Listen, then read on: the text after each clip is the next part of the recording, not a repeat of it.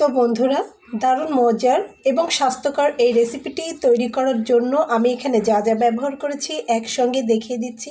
তো এখন চলছে শীতকাল, শীতকালে নানা রকম সবজি পাওয়া যায়। তো সেই কারণে আমি এখানে ফুলকপির সঙ্গে গাজর অ্যাড করেছি, পেঁয়াজকলি অ্যাড করেছি বন্ধুরা, আর আলু নিয়েছি, পেঁয়াজ এবং নিয়েছি বেশ খানিকটা কাঁচামরিচ। তো কাঁচামরিচ যে যার নিজের ঝালের স্বাদ অনুযায়ী যার যতটা ঝাল খেতে পছন্দ করে সেভাবে আপনারা কুচি করে এটার সঙ্গে দিয়ে নেবেন। আর এখানে কিছু শুকনো মশলা নিয়েছি, এখানে নিয়েছি জিরা, গোটা জিরা এবং জিরার গুঁড়া, সামান্য হলুদ, সামান্য শুকনো মরিচের গুঁড়া এবং স্বাদ অনুযায়ী লবণ। আর এখানে আমি নিয়েছি 1 কাপ পরিমাণ ময়দা, যেটা দিয়ে আমি একটা ডো তৈরি করব। তো প্রথমে আমি পুরটাকে চাপিয়ে দেব। তো চলুন কিভাবে চড়াই একটু দেখিয়ে দিচ্ছি বন্ধুরা, সঙ্গেই থাকুন। আশা করছি রেসিপিটা আপনাদের খুব ভালো লাগবে। তো বন্ধুরা, চুলাতে একটা কড়াই দিয়ে নিয়েছি, কড়াইটা একটু গরম হয়ে গেলে তাতে আমি সয়াবিন তেল দিয়ে নেব।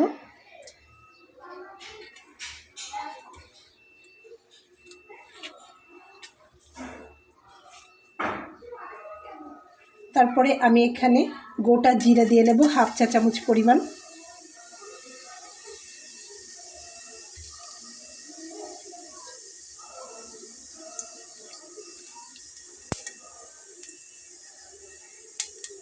জিরাটা একটু এভাবে ভাজা হলেই আমি একে একে সবগুলো দিয়ে নেব।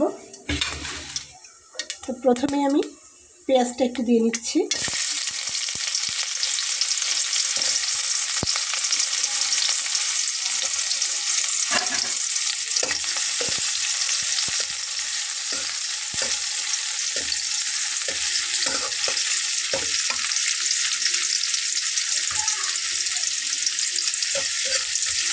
পেঁয়াজটাকে হালকা একটু নাড়াচাড়া করে সবগুলো সবজিকে এর ভেতরে দিয়ে দেবো।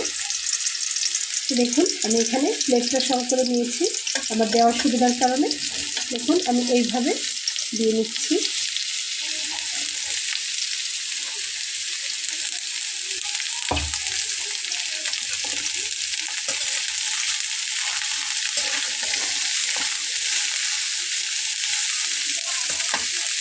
তারপরে আমি এখানে মশলাগুলো সব দিয়ে নেব।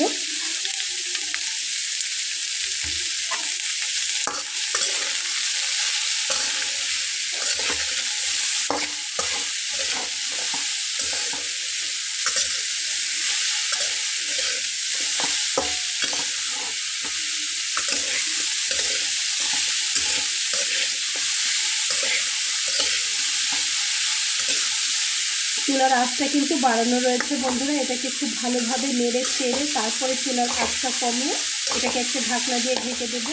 কিন্তু আমি এখানে কোনো পানি ব্যবহার করব না।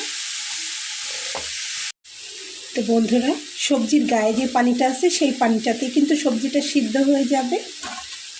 একটু নেড়ে চেড়ে এইভাবে ঢেকে দিলে সবজিটা হয়ে যাবে। তারপরে এটাকে যেহেতু আমি ভাজবো, তো এখন আমি একটা ঢাকনা দিয়ে এটাকে ঢেকে এভাবেই সিদ্ধ হতে দেব।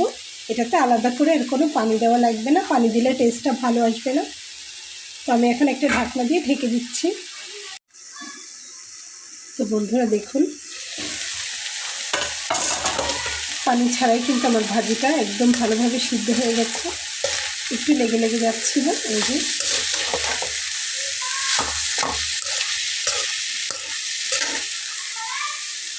আমি এখন চুলাটা বন্ধ করে দিব, দিয়ে একটু চেপে এটাকে দমে রেখে দেব।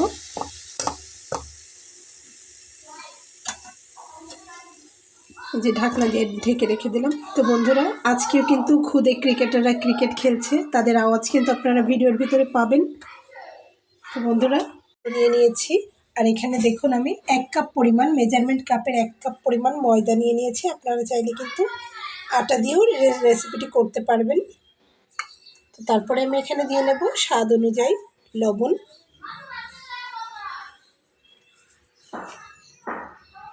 তারপরে আমি এখানে দিয়ে নেব কিছুটা ধনিয়া পাতা কুচি করে নেওয়া। আর তারপরে দিয়ে দেব নর্মাল পানি, দিয়ে আমি সুন্দর মতো একটা ডো তৈরি করে নেব।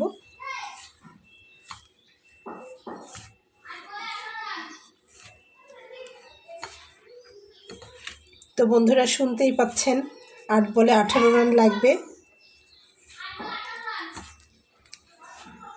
ঠিক আমার জানালার পাশে ক্রিকেট খেলা হচ্ছে, যার জন্য আমি খুব দ্রুত ভিডিওটা কমপ্লিট করছি। হইচই হইচই যখনই করছে তখনই অফ করে দিচ্ছি। তো ঠিক এভাবে অল্প অল্প পানি দিয়ে ডোটা আমি তৈরি করে নেব। তো বন্ধুরা দেখুন, আমার এখানে ডোটা কিন্তু তৈরি করে নেওয়া হয়ে গেছে। তো আমি এটা থেকে এখন ছোট ছোট করে লেচি তৈরি করে নেব। একটা রুটির সাইজ হয় যেরকম, সেরকম লেচি আমি এখানে কেটে নিচ্ছি। দেখুন, বেশ মোটামুটি সাইজের একটা রুটি হয়ে যাবে, এরকম লেচি কেটে নিতে হবে। এই যে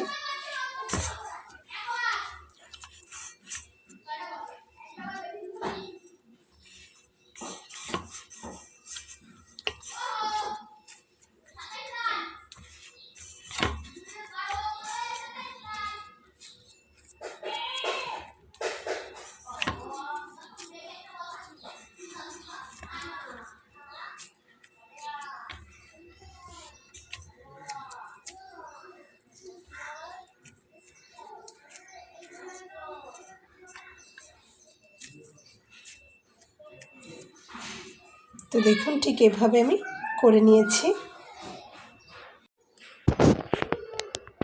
তো বন্ধুরা, এখান থেকে একটা একটা ডো নিয়ে আমি রুটি তৈরি করে নেব। তো এখানে যতটুকুই ডোটা যতটুকু, সেরকম সাইজেরই আমি একটা রুটি করব। মানে এটা দিয়ে যেমন রুটি হবে আর কি, না বড় না পাতলা না ছোট না মাঝারি, জাস্ট এটা দিয়ে যে সাইজের একটা রুটি তৈরি হবে সেটাই আমি করে নেব। এখানে আমি একটু ময়দা ছড়িয়ে দিলাম, দিয়ে রুটিটা তৈরি করে নেব। মোটামুটি এই সাইজেরই একটা রুটি হবে। তো বন্ধুরা, এই যে এখানে আমি রুটিগুলোকে এভাবে বেলে নিয়েছি, এই যে। তো এখন আমি একটা একটা করে দেখিয়ে দিচ্ছি, এটাকে একটু সাইডে সরিয়ে রাখছি। দেখুন, এই যে একটা সাইজের রুটি এভাবে আমি নিয়ে নিয়েছি। তার মাঝখানে এখন আমি পুরটা দিয়ে নেব।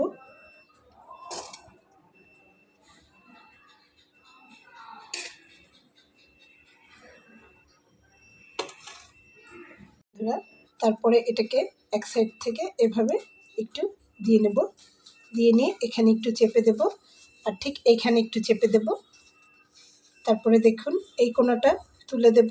তো এটা দুই হাত দিয়ে করতে হবে। তো আমি জাস্ট একটা ডেমো আপনাদেরকে দেখানোর জন্য দেখুন যে করে দিলাম। তারপর আবার এই কোণাটা একটু চেপে দেব, এটাও আমি এভাবে তুলে দেব। তারপরে এইখান থেকে আমি একটা কোণা তুলে দেব, বাকি থাকবে একটা।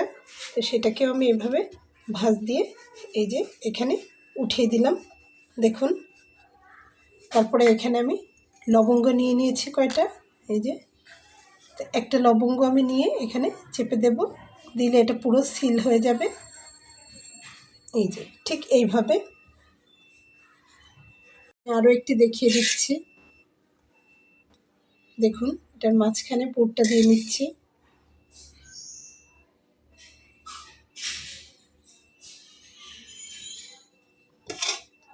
পুরটা একটু এক জায়গায় করে দিতে হবে। তারপরে দিয়ে এই যে এরকম একটু ফোল্ড দিয়ে এই পাশটা চেপে দেব, আর এই পাশটা একটু চেপে দেব, দিয়ে তারপরে এখানে এটা তুলে দেব, দিয়ে এই কোণাটা একটু চেপে দেব। দেখেই বুঝে নিতে হবে এটা আমি আসলে কিভাবে বলবো। এই যে দেখুন, তারপরে এটা একটু চেপে দেব এবং এই কোণাটা উঠিয়ে দেব, আবার একটু চেপে দেব। তো এইভাবে চেপে উঠিয়ে দিলেই কিন্তু সুন্দর একটা ডিজাইন হয়ে যাবে। তো তারপরে দেখুন, এখানে আমি একটা লবঙ্গ নিয়ে নিয়েছি, আবার লবঙ্গটা মাঝখানে দিয়ে দিলে সেট হয়ে যাবে। এই যে এভাবে স্ন্যাক্সটি তৈরি করে নিতে হবে। তো আমি ঠিক একই উপায়ে বাকি সবগুলো তৈরি করে নেব বন্ধুরা। এই যে আমি করে নিয়েছি, দেখুন দেখতে কতটা চমৎকার লাগছে। তো এখন আমি এগুলোকে ভেজে নেব, চলুন ভেজে নেওয়া যাক। তো বন্ধুরা, চুলাতে আমি একটা ফ্রাই প্যান গরম করতে দিয়েছি, তাতে আমি এখন তেল দিয়ে নিচ্ছি। তো এই স্ন্যাক্স রেসিপিটি আপনারা চাইলে ফ্রাই করতে পারেন, বেক করতে পারেন, স্টিম করতে পারেন, যার যেমন ইচ্ছা আপনারা তাই করে নেবেন। ডুবো তেলে ভেজে নিতে পারেন, অল্প তেলে ভেজে নিতে পারেন, একদম নিজস্ব চয়েস। তো আমি এখানে প্রায় ডুবো তেলেই ভেজে নিচ্ছি বন্ধুরা। তেলটা গরম হয়ে যাওয়ার মাঝামাঝি সময় আমি রেসিপিটি এতে দিয়ে নেব, কারণ খুব বেশি গরম করে দিলে কিন্তু কালার চলে আসবে দিতে দিতে। তো দেখুন এখন আমি একটা একটা করে দিয়ে নেব।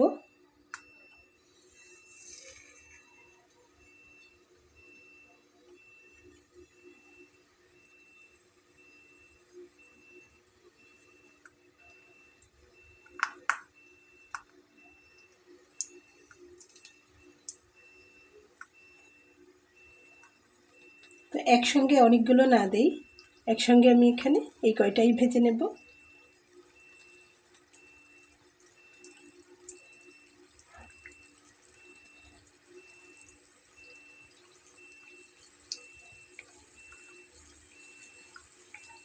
তো বন্ধুরা, স্ন্যাক্স রেসিপিটি আপনাদের কেমন লাগলো অবশ্যই কমেন্ট সেকশানে এসে জানাবেন, কারণ এটা কিন্তু খুবই হেলদি এবং খুবই মজার, টেস্টি। তো দেখুন আমার ভাজাটা হচ্ছে, আমি একটু এগুলোকে হালকা করে ভেজে নেব, খুব বেশি মুচমুচে একদম কুড়মুড়ে করে ফেলবো না।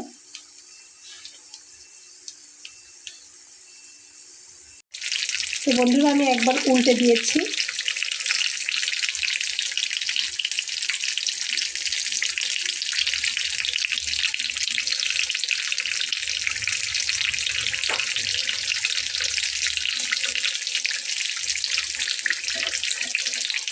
একে বারবার উল্টে দিয়ে ভেজে নিতে হবে।